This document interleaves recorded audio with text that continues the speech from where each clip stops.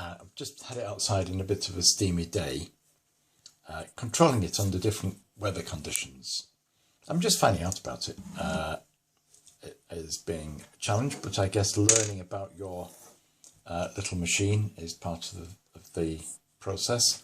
I have been leaving the door ajar because some other YouTuber has pointed out that the narrow chimney restricts the draw of the gas.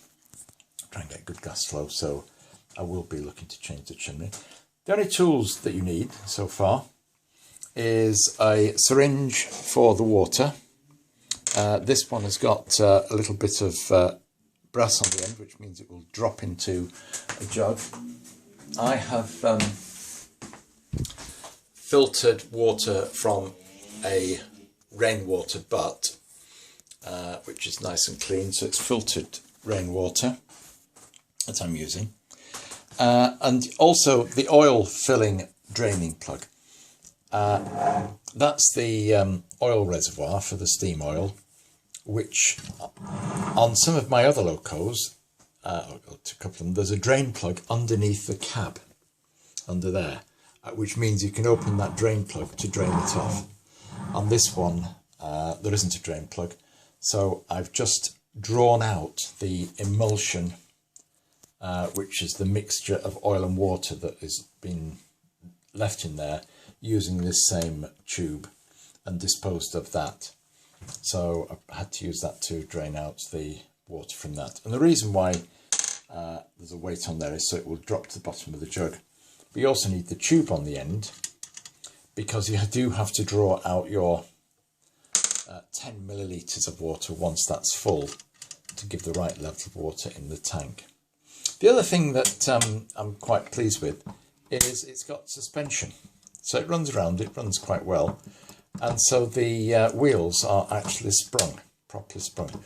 And there are the axles there on those brass blocks underneath, sliding up and down in the frames in a prototypical fashion.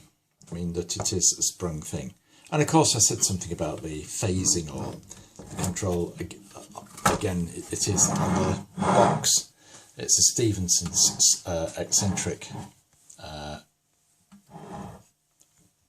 valve system. Can't quite rightly say it. And so there we go, just a little comment on it before. And I've ordered now from our favourite Squires tool people the 14, 16BA, whatever size nuts or bolts these are. Oh, that's the other comment, yeah. Unlike cheaper models, it's held together with proper bolts or set screws into tapped holes. So they're all over the place. They're what's holding the smoke box onto its saddle. They're what's holding the cab together and the cab onto here. So it's not just folded, soldered and pop riveted brass. It does have these set screws, and so that means, and you can see some set screws in there. I'm sorry the light's not so good, you can't see it so well where I've got it. I should have put the full central light on. Just got the under cabinet light, which means that hopefully the process of doing some fairly basic modifications should be straightforward. If you know, and you've stayed with the video for 4 minutes or so before I put the running of it on, what I would like to know is about these screws holding the saddle tank on, because if I do take the saddle tank off, that screw looks like it's tapped through into the boiler itself. And therefore removing that screw would expose a hole in the boiler. And presuming a little bit of thread seal and replacement of the screw would seal the boiler again. And if I don't hear from anybody, I'll certainly be posting my findings on that, because there are 2 screws at the front of the boiler and 2 down that gap between the saddle tank and the cab, which hold the saddle tank on. And that's just a little something there that I've noted.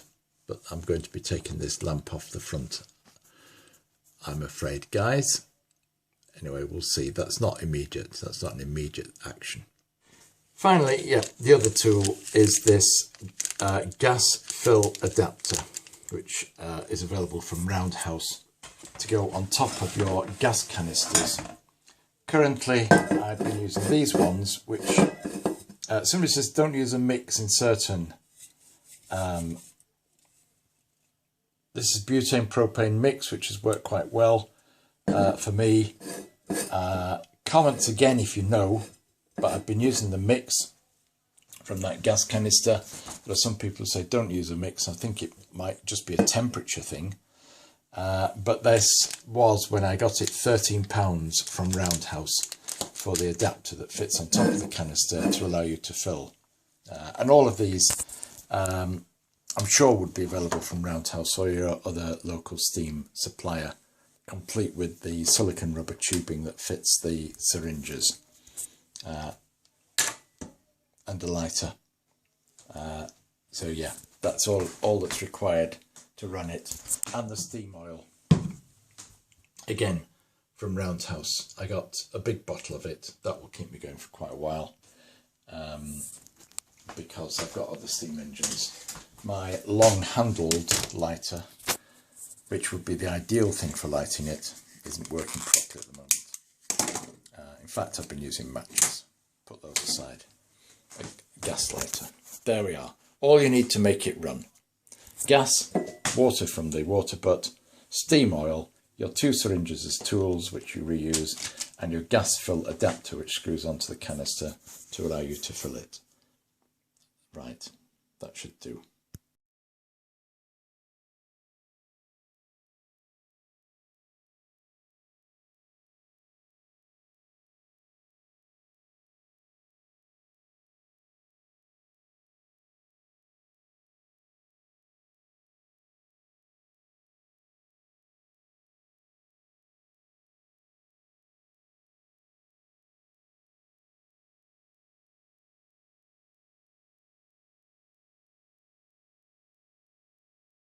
A bit better. Build up pressure again. Yes. Yeah.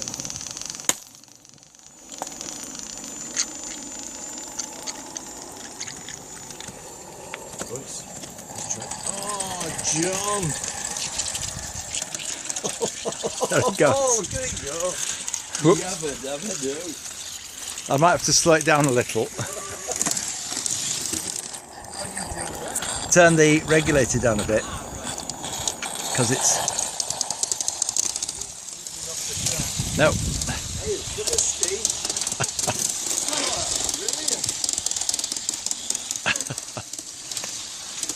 There's a bit of a hill here. No problem.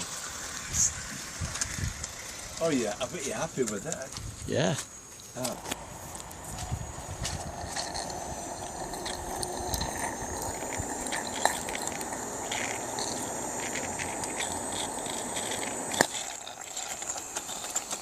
Oh, I think it's just popped out. I think it popped the fire up. I like that. And the dog's cat food. Yeah, I'll slow down here. Hopefully it doesn't blow up the...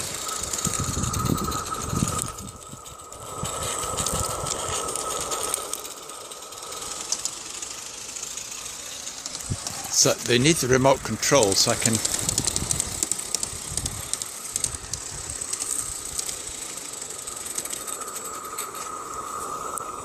A bit more gas.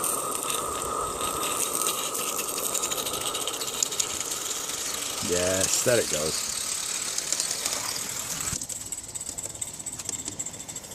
Like I said earlier, I appreciate your persistence.